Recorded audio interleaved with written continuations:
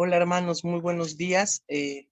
Sean bienvenidos a nuestro devocional número 13, que es respecto a nuestro libro de Génesis. Hoy vamos a estudiar uno de los personajes, yo creo, centrales también del libro de Génesis. A este personaje se le dedican alrededor de 14 capítulos. Es el personaje muy probablemente de los más extensos en el libro de Génesis, debido a su importancia. El día de hoy vamos a hablar respecto a la vida de José, y muchos lo conocen como José el Soñador. Vamos a estudiar precisamente a este personaje, yo creo que para la mayoría conocido, inclusive para jóvenes, para niños también es conocido, ¿no? Es una de las historias muy recurrentes de la Biblia de José por este varón de la túnica de colores, ¿no? Debido a la extensa que nosotros vamos a ver de José, como vamos a hacer un devocional de su vida, lo que vamos a hacer es lo siguiente: vamos a contar como por ahí la historia y vamos a ver como las cuestiones prácticas que vamos llevando, y me voy a detener en dos versículos muy generalmente, para mostrar cosas un poquito más detalladas, más profundas, y en donde el Señor muestra también parte de su hermoso plan y de una aplicación práctica para nuestras vidas. Bueno, primero que nada, ¿quién es José? José es el hijo de Jacob. Y bueno, no sé si te acuerdes, pero el devocional pasado hablamos de Lea, ¿no? Que hablábamos que Lea buscaba el amor de Jacob y que Raquel no podía tener hijos, ¿no? Bueno, José es el hijo de la mujer, es el primer hijo de la mujer que amó Jacob, el primer hijo entre Raquel y Jacob. Vean cómo Dios les dio la oportunidad de ser padres a los dos. Y bueno, ese es José, es el hijo entre la esposa entre la esposa de Jacob que amaba, y entre Jacob. Y realmente aquí podemos nosotros estudiar esta parte muy, muy hermosa en la que el Señor permite, y era dentro de sus grandiosos planes, la vida de José. Aquí, por ejemplo, lo que nosotros podemos ver es de que a partir del capítulo 37 de la Biblia, de nuestras Biblias, pues ahí ya empezamos a hablar acerca de José, ¿no? Y veíamos a José, un jovencito, pues que tenía muchos sueños, y esto de los sueños no es muy común, ¿no? También, por ejemplo, vemos a Daniel como un intérprete de sueños, y más personajes en el Antiguo Testamento vemos con los sueños, ¿no? Y aquí, por ejemplo, José pues no era la excepción. José, yo creo que fue el primerito de tomar esta cuestión de los sueños, en donde Dios efectivamente le hablaba por los sueños, ¿no? Que vio, parte de sus sueños fueron acerca de las estrellas y el sol y la luna, que 11 estrellas, el sol y la luna, como se inclinaban, se arrodillaban hacia una estrella que brillaba, ¿no?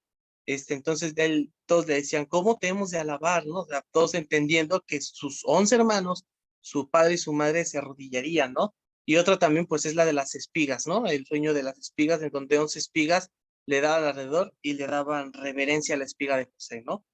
Ahí es lo que podemos ver, y esto obviamente causa los celos entre los hermanos de José. Y precisamente cuando ustedes leen, cuando José es vendido, se va a dar cuenta la cantidad de cosas malas que había en el corazón de sus hermanos, ¿no? Esos celos, vaya, todo lo que había en su corazón sale a disposición, ¿no?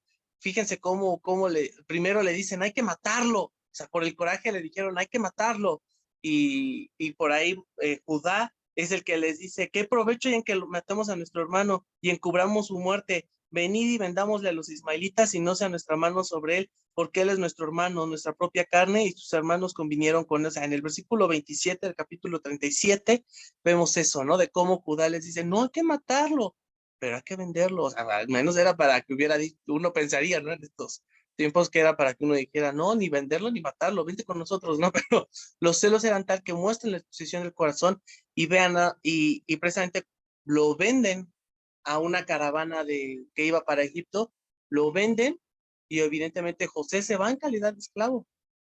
Y es muy interesante notar precisamente que cuando llegan con Jacob, lo engañan, matan un animal, embarran su sangre en la túnica que su padre le había dado, una túnica de colores. Llegan con su padre y le dicen que se lo devoró una bestia y ahí están las muestras de su sangre, ¿no? Jacob lamenta grandemente la muerte de José. Era su hijo amado, era el primer hijo que él tuvo con la mujer que amó. Y aquí, por ejemplo, podemos notar también una parte, ¿no? De la siembra y la cosecha. Jacob engañó. ¿Cuántas veces no engañó en su vida? ¿Cuántas veces no engañó? ¿Cuántas veces no vimos que engañó a su suegro, que engañó a su padre, que engañó a su hermano? O sea, ¿cuántas veces Jacob no engañó? Y notamos en este punto que Jacob es engañado. Entonces, es parte de lo que nosotros podemos ver. Y bueno, José era esclavo en Egipto, pero déjame decirte algo muy hermoso que dice aquí. Cuando Jacob, bueno, llega a la caravana de Egipto y se lo venden a Potifar, que era el oficial del faraón, el capitán de la guardia. Y vean aquí nada más, y vio capítulo 39, versículo 3 y 4, y vio su amo que Jehová estaba con él y que todo lo que él hacía, Jehová lo hacía prosperar en su mano. Así halló José gracia en sus ojos y le servía, y él le hizo mayordomo de su casa y entregó en su poder todo lo que tenía. Vean nada más, o sea, estando él en una tierra extranjera, Dios no lo abandonó. Y esa es otra parte muy hermosa que Dios tiene para con nosotros, sus hijos. Dios no nos abandona. Aún así estemos habitando en un lugar corrompido en donde nosotros no pertenecemos, Dios no nos abandona. Y aquí déjame decirte algo, hermano, siempre que la Biblia habla de Babilonia, siempre que la Biblia habla eh, de Egipto, cuando llega a hablar del Imperio Romano, muchas veces se asemeja al mundo, vemos toda, ¿no?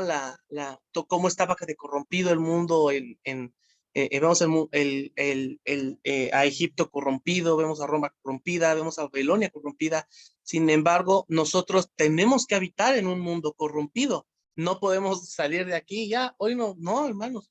Vivimos en un mundo corrompido en donde el ataque es constante, en donde vivimos en un mundo corrompido, en donde donde la ideología en donde si tú no estás de acuerdo con esas cosas, disculpen al del agua, si tú no estás de acuerdo con esas cosas, tú eres un retrógrada y eres menospreciado. Entonces, tenemos que habitar en un mundo, pero quiero que veas aquí la convicción de José. José en Egipto nadie lo conocía, o sea, donde lo conocían era ya en Canaán, con su padre.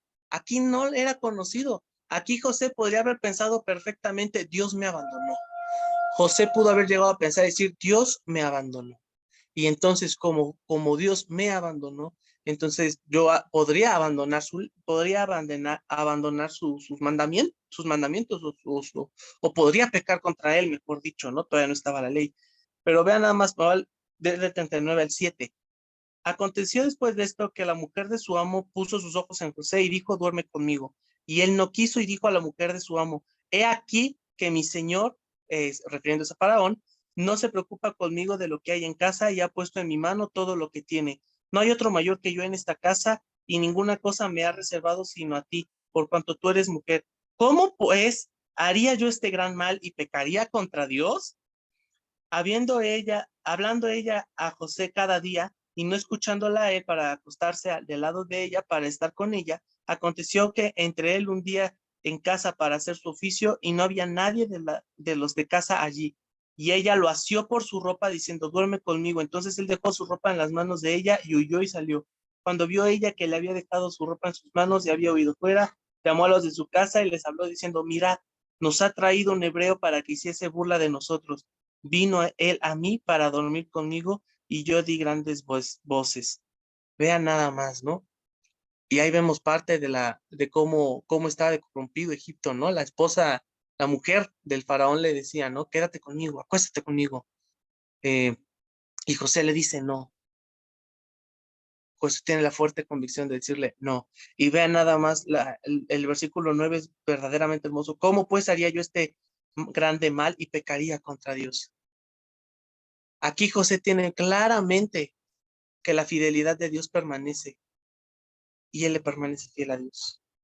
Aún en un mundo corrompido, nadie conocía a José, o sea, José podría haber hecho lo que su regalada gana le podría haber venido, sin embargo decidió serle fiel a Dios.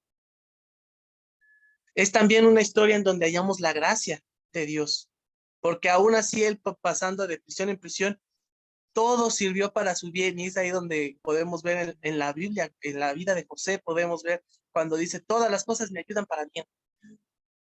Es enorme ahorita todo lo que vamos a ver respecto a José, y José por ese, obviamente siendo la mujer de Faraón y teniendo la ropa, miren, o sea, vean todavía cómo es corrompido, cómo es vulnerable José ante esta mujer, ¿no? Le dice, miren, aquí están sus ropas, ¿qué trató de hacerme? Y bueno, obviamente José paga un castigo y es irse al calabozo. Y el calabozo, pues uno pensaría, era parte, los calabozos eran partes en donde o salías con vida o salías con muerte, pero no, salías con vida o salías con muerte. Y Josué cae en el calabozo, es decir, llegó su punto de no pecar contra Dios, de llegar a un calabozo. Y déjame decirte algo, hermano, ¿a qué punto nosotros estamos dispuestos que nuestras vidas vivan fidelidad? ¿A qué punto estamos nosotros dispuestos a hacerle Dios, a hacerles fiel a Dios? Que podemos serle fieles a Dios. Déjame decirte algo, todas las cosas ayudan para bien, y aquí lo vamos a ver. El punto del calabozo es uno de los puntos más delgados de la vida de José. Realmente José sufre mucho en el calabozo, permanece mucho más tiempo del que él debería de haber permanecido en un calabozo. Y en el calabozo van a encontrar también, pues, capítulo 40, que se encuentra el panadero y se encuentra el copero. Y ahí José, pues, haciendo la plática, ¿no? Diciendo, ah, ¿qué hacen aquí? ¿Qué hicieron ustedes? Obviamente cada uno cuenta su experiencia, y dentro de ellos también le cuentan un sueño a José, y José se los interpreta, ¿no? Viendo, no va a contar los sueños, para que leanlos en su casa, capítulo 40, se van a dar cuenta que ahí tanto el copero y el panadero sueñan. El copero tiene un sueño y José le dice, ah, el tuyo significa que vas a retomar tu cargo, fuiste hallado inocente y vas a retomar tu cargo. Y el copero pues se pone feliz, ¿no? Yo creo que cuando escuchó eso el panadero, oh, déjate cuento el mío. Y ahí va el panadero, le cuenta su sueño, y José le dice, oh, no, tu sueño significa que no vas a salir con vida ni del calabozo. Y el panadero pues, se espanta, y ocurre tal cual como dijo José, el copero retoma su cargo y el panadero sale pero a condena. Y aquí, por ejemplo, con lo del copero, quiero hacerte énfasis. Cuando el copero sale, le dice José, por favor, vean nada más cómo José sabía que la interpretación del sueño venía de Dios. Le dijo, por favor, copero, cuando tú estés al lado del faraón, acuérdate de mí, acuérdate de mí. Y el copero le dice, claro que sí, si yo salgo, yo me acuerdo de ti, claro que me voy a acordar de ti. Y el copero sale, ¿y qué crees que dice el capítulo 23 del capítulo 40? Y el jefe de los coperos, quien estaba en el calabozo, no se acordó de José, sino que se le olvidó. ¡Ah! A mí me parece increíble, ¿no? El hombre que le dijo que en el calabozo que iba a salir, y se le olvida avisarle al faraón de que ahí adentro había un hombre inocente. Sin embargo, esto nos deja ver algo. A nosotros como hombres se nos pueden olvidar muchas cosas, se nos pueden olvidar todo. Sin embargo, sin lugar a dudas, a Dios no se le, a Dios no se le olvida lo que hacemos, porque eso estaba dentro del plan de Dios. Después viene el sueño del faraón de las 7 vacas flacas y las 7 vacas gordas, capítulo 41, y es ahí, ay, fíjate, cuando él dice que soñó muy extraño y tenía un sueño turbado y no encontraba respuesta ni con los adivinos ni con nadie, es cuando ahí el copero dice, ah, fíjate que en el calabozo me encontré a un muchacho que se llama José, él me interpretó mi sueño, y mírame aquí, y se lo interpretó al panadero, y él murió, y se hizo tal cual, y es cuando manda el faraón a llamar a José, y dice, a ver, muchachito, yo ya me enteré de ti, a ver, ven que chipaca, le dice el faraón, tráiganmelo. Eh, y José le interpreta el sueño, ¿no? Que iban a ser 7 años de gran prosperidad sobre la tierra de Egipto, y 7 años de gran hambruna. Era el significado del sueño de las 7 vacas flacas y las 7 vacas gordas. Bueno, al revés, al revés. Entonces, 7 vacas gordas y luego las 7 vacas flacas, que se comían a las gordas, y seguían siendo flacas. Entonces, lo que José le dice precisamente, ¿no? El faraón pues se espanta. ¿Cómo van a haber 7 años de... ¿Qué vamos a hacer con 7 años de prosperidad? En los 7 años de hambruna nos vamos a morir. Y José le dice, sí, pero si algo lo que está pasando es de que Dios nos está mostrando que lo que podemos hacer es resguardar durante todos los años de prosperidad, porque era una prosperidad grande. Dice, a guardar en almacenes, vamos a guardar en graneros, vamos a proteger estos alimentos, vamos a proteger, es más, vamos a tener hasta para vender a las tierras vecinas. Y al faraón como, qué inteligente muchachita. Entonces, lo que hace, fíjense, del calabozo asciende al poder. Pasó a ser alguien muy importante, prácticamente la mano derecha de Faraón, después de lo que fue acusado.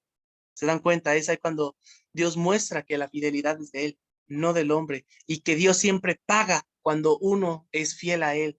A veces en el mundo, nosotros como hombres, muchos hombres nos pueden tachar de muchas cosas. Sin embargo, hay que acordarnos que el testimonio no es lo que los hombres piensan de nosotros, el testimonio es de lo que Dios piensa de nosotros, y lo podemos ver en gran manera de José. Aún así, por lo que él entró al calabozo, no tuvo importancia, salió debido a que era parte de los planes divinos y debida a la fidelidad de José. Sus hermanos, José es un ejemplo de permanecernos fieles, y aquí, por ejemplo, José, así como dato cultural, hoy en día sería una labor de seguridad social, y José, dentro de lo que yo estudio, lo llegan a considerar muchos, o los maestros más antiguitos, lo llegan a considerar el primer actuario de la historia, ¿no? Por este plan de seguridad social. Yo digo que el Señor lo ocupó grandemente. Evidentemente el Señor lo ocupó a llegar a esos puntos, ¿no? No se puede encontrar el modelo matemático, o no se ha podido llegar con éxito a ese modelo por el cual José pudo quitar toda esa hambruna. Sumamente interesante, porque era un plan divino, no era un plan de hombres. Y luego, bueno, ocurren los 7 años de tragedia en donde no hay alimento. Los de Canaán, es decir, sus hermanos, se enteran, dicen, ellos también padecen la hambruna, dicen, como que allá en Egipto, escuchamos que en la tierra de Egipto dan, y van a Egipto por alimento. José los reconoce. Sus hermanos a él no lo reconocieron, pero José a él sí los reconoce, y le dice, ¿no? ¿De dónde son? Y él les dice, no, somos una familia de 2 hermanos, y les dice José, ¿no? Pero yo veo 10, y dice, uno de nuestros hermanos murió, José, y el otro se quedó allá porque era el otro chiquito de José con Raquel, Benjamín, y le dice, y el otro se quedó por allá. Entonces, bueno, ahí José les da sus costales de trigo, y les dice, pues la próxima vez que vengan, quiero ver al chiquito. Quiero ver a aquel que se quedó en casa el día de hoy. Y bueno, los hermanos hacen tal cual, regresan con José, y le muestran, él es nuestro hermano menor. Y ahí ve a José a Benjamín, y él manda a traer los costales, pero en esos costales pone su copa de rey, y precisamente cuando sale, él manda a poner su copa en el costal de Benjamín, ese se lo entregan a Benjamín, a su hermano menor, y les dice, momento, y se enoja José, y les dice, no, ¿por qué? ¿Qué están haciendo? Yo les estoy brindando mi confianza, y una de mis copas ha perdido, ¿no? Entonces manda que busquen, esculquen dentro de los costales de ellos, y la encuentran en Benjamín, y les dice José, ¿no? Que cuál iba a ser el pago de Benjamín por haberse llevado una copa, por haber robado a Faraón. Precisamente su pago era que se quedara en el calabozo, y entonces empiezan a interceder entre uno de ellos. A mí me parece muy interesante, Judá, de la línea genealógica de donde viene nuestro Salvador. Él intercede y dice, es muy interesante, él intercede y dice, no, yo me quedo de esclavo por él, pero él déjalo libre. Muy interesante. A mí cuando lo leo, muy interesante. Después José pues se revela a su familia, a sus hermanos, les dice, amados hermanos, soy José, y es un cuadro muy emotivo cuando ustedes leen en el capítulo 45, cuando ustedes leen en el capítulo 45, cuando José, todos lloraron. O sea, yo creo que inclusive allá al fondo tocaron las golondrinas, no sé, pero todo estuvo muy, muy hermoso de cómo se reconocen, y les dice, tráiganme a Jacob, quiero ver a mi padre. Y traen a Jacob, y les dicen, todos vamos a vivir en Egipto. Y es ahí donde empieza también, es la transición de por qué el pueblo hebreo estaba en Egipto. Es ahí la transición. Entonces todos se traen a Jacob. Jacob llora al ver a su hijo y se quedan todos a vivir ahí, todos como familia, se quedan ahí en Egipto. Y bueno, aquí también vemos que Jacob en sus últimos días bendice a sus hijos y bendice obviamente a los descendientes. Tiene gran importancia la descendencia de Tarea. Les voy a dejar que lean el capítulo 49 y vean las bendiciones que el Señor le da a cada uno de sus hijos, ¿no? Entre ellos, una de las más importantes es Judá, porque de hecho, vean, que capítulo 8, Judá, te alabarán tus hermanos, tu mano en vean, Judá, te alabarán tus hermanos, tu mano en la cerviz de tus enemigos, los hijos de tu padre se inclinarán ante ti. Esto es muy debido a muchas cuestiones que se inclinan, tiene muchas repercusiones. Entre una de ellas también apunta al Mesías, apunta a Cristo, porque viene de la línea genealógica de Cristo. Bueno, ese es nada como un dato importante, pero el día de hoy quiero bueno, Jacob muere en Egipto, pero también José muere en Egipto. Y aquí me quiero centrar en la muerte de José del 22 al 26. Y habitó José en Egipto, él y la casa de su padre, y vivió José 110 años, y vio José los hijos de Efraín hasta la tercera generación. También los hijos de su hijo, también los hijos de Maquir, hijo de Manasés, fueron criados sobre las rodillas de José. Y José dijo a sus hermanos, yo voy a morir, mas Dios ciertamente os visitará, es decir, no los abandonará. Porque ellos decían, pues él era el bueno, ¿no? Ahí, y creo que muchas veces como cuando estamos con familiares que tal vez no son cristianos y saben que nosotros somos cristianos, luego nos dicen, no, ora por mí, aunque ellos no lo hacen, ¿no? Nos dicen, tengo esta problemática, te encargo que ores por mí, ora por mí, ¿no? Por esta y esta problemática. ¿Por qué? ¿Por qué yo? Porque tú conoces a Dios. Pues lo mismo era el pensamiento de ellos, ¿no? De que sea, no, pues si se muere José, Dios nos abandonó. Y por eso Dios ciertamente os visitará y os hará subir de esta tierra a la tierra que juró a Abraham, a Isaac y a Jacob. E hizo jurar José a los hijos de Israel, diciendo, Dios ciertamente os visitará y haréis llevar de aquí mis huesos. Y murió José a la edad de 110 años y lo embalsamaron y fue puesto en un ataúd de Egipto. Y la muerte de José nos muestra grandes cosas. O sea, la muerte de José tenía muchos significados, tenía mucha importancia para Dios, tal vez para nosotros no, pero para Dios tenía una gran importancia y también a nosotros nos muestra una parte tan práctica. Quiero que vean cómo José prácticamente toda su vida vivió en Egipto, toda su vida la habitó en la tierra de Egipto, toda su vida ahí trabajó prácticamente. Entonces él también, de hecho, le tuvieron que haber mandado a hacer, pues se tuvo que haber vestido como egipcio.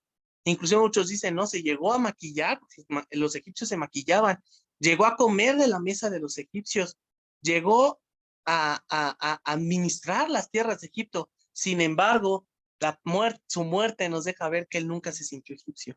Siempre tuvo una identidad en Dios. Y eso es algo que nos muestra la vida de José. Nosotros tenemos que ser fieles a esa identidad que nosotros tenemos en nuestro Dios. Tenemos que ser fieles a la identidad que Dios da en nosotros, fieles a nuestra identidad en Dios. Y quiero que vean algo, como los huesos de José, o sea, quiero que lo vean así, los huesos de José, unos podrían ver, pues, ¿para qué, no?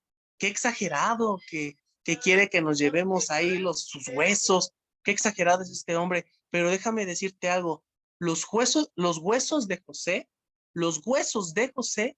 tuvieron una gran importancia durante el Éxodo, y durante el Éxodo y también durante los tiempos de Josué. Vean hasta dónde llegaron los huesos de José. Hasta esos tiempos fueron importantes los huesos de José. ¿Por qué? Porque eran un testimonio de que Dios iba a dar la tierra prometida. Era un testimonio de que Dios iba a cumplir su promesa de Abraham, Isaac y Jacob de darles tierra. Era la promesa y José estaba claro, su convicción era tan fuerte. Si vimos que no pecó, que no desdeñó, que no negó a Dios, que no negó a su Dios en circunstancias como con la del faraón, aquí creyó la promesa de Dios para con sus padres, creyó la promesa de Dios de su padre, prácticamente de su padre, de su abuelo y de su tatarabuelo. Creyó la promesa de sus padres, que Dios le había hecho a sus padres, mejor dicho. y sus huesos se volvieron un testimonio de que en algún momento sus huesos iban a llegar a la tierra prometida. Y precisamente ustedes pueden leer en el Éxodo que precisamente cuando salen de Egipto, cuando finalmente el faraón los deja libre de Egipto, ¿qué es lo que hacen los israelitas? Agarran los huesos de José y se los llevan. Vean, eran un testimonio, ya no estaban en Egipto, ya los huesos ya no estaban en Egipto, pero aún no llegaban a la tierra. Y con Josué, cuando cruzan el Jordán, también manda a traer los huesos de José. Era un testimonio no vivo, pero era un testimonio de que Dios iba a cumplir su promesa. Y la muerte de José también nos deja, hermanos, ver muchas cosas. Nosotros podemos morir en este mundo, podemos llevar aquí a cabo una vida en el mundo, podemos trabajar, podemos involucrarnos con gente del mundo, ¿no? Dios no está peleado que nos involucremos con gente del mundo en el sentido de que trabajos, escuelas, pues tenemos que hablar con compañeros, trabajos en equipo, tenemos que hablar con gente que no conoce de Dios. Sin embargo, no tenemos que involucrarnos. Una cosa es que Dios no nos impide involucrarnos y otra cosa es que nos hagamos a ellos. Entonces, tenemos que involucrarnos con ellos para poder platicarles del mensaje del evangelio. Sin embargo, no tenemos que practicar sus costumbres, no tenemos que practicar lo que ellos hacen, no podemos practicar el pecado para no ofender a nuestro Dios. Es algo que nos enseña José, es algo que nos enseña que nuestra vida aquí en la tierra, aquí podemos morir, sin embargo no somos de esta tierra, no somos de la tierra de Egipto, no somos de este mundo, porque nuestro pasaje, José muestra esa gran parte del peregrinaje nuestro, es una gran esencia de nuestro peregrinaje en Dios, de que nosotros nada más, de aquí nosotros en el mundo estamos de pasada, porque nos espera algo mejor en Cristo Jesús. Amén. Bueno, ya se fue el devocional del día de hoy con José. Espero que te haya gustado, que haya sido de gran bendición para tu vida, lo fue para la mía. El día de mañana va a estar ahí nuestro hermanito Edwin, el día de mañana con el devocional. Hoy, bueno, yo no fui a la escuela por cuestiones de salud. Ya el día de mañana ya me presento. Muchas gracias por sus oraciones. De verdad, me he sentido mucho mejor. Quiero agradecerte por tus oraciones. Muchas gracias. Y ahora déjame orar. Creo que tal vez un devocional un poquito largo lo amerita porque el personaje tan largo que abarcamos, pero creo que fue de gran bendición. Y son grandes verdades bíblicas que nosotros hallamos en la vida de José y en las cuales nosotros pudimos meditar. Déjame hacer una oración muy corta por ti y por esta mañana. Padre bendito, Padre bueno, gracias por esta hermosa mañana que tú nos muestras. Señor, te pedimos por cada uno de tus hijos que estamos aquí escuchando estos devocionales. Señor, te ruego por la vida de cada uno de mis hermanos de la Iglesia Cristiana Bautista Eliasim, que la vida de José, Señor, nos revele, nos muestre cómo es nuestro caminar ahora en Cristo, Señor, cómo debe ser nuestro caminar en Cristo, permanecer fieles, mi Dios. Tu palabra también nos enseña, Señor, que tenemos que ser santos, tenemos que ser apartados, Padre Celestial, porque tú lo eres. Te ruego, mi Dios, que nos ayudes a cada uno en nuestras diferentes luchas, Padre, que nuestra identidad en ti sea trabajar, Señor, con la gente de afuera, mi Dios, pero no ser como la gente de afuera, no practicar sus costumbres, sino serte fiel a ti, mi Dios, que nuestras vidas impacten allá afuera, Señor, sobre lo que tú haces en nosotros, sobre las obras, maravillosas obras que tú haces, Señor, sobre la vida de tus hijos. Padre bendito, te ruego también por esta mañana que sea de bendición para todos mis hermanos, que tu nombre sea glorificado en esta mañana y que seas alabado y bendecido, Señor. Asimismo, mi Dios, te pedimos por la tía del hermano Edwin, Señor, que está enfermita. Te pedimos, Señor, que tú le asistas, Padre Celestial, con tu mano sanadora y todopoderosa, Señor. Que tú le asistas en su vida y que tu nombre sea glorificado. En el nombre de tu Hijo amado Jesucristo. Amén. Amén, hermanos. Que Dios me los bendiga mucho. Cuídense mucho. Nos vemos conmigo se ven el miércoles. Día de mañana seguimos con el hermano Edwin. Que tengan un excelente día.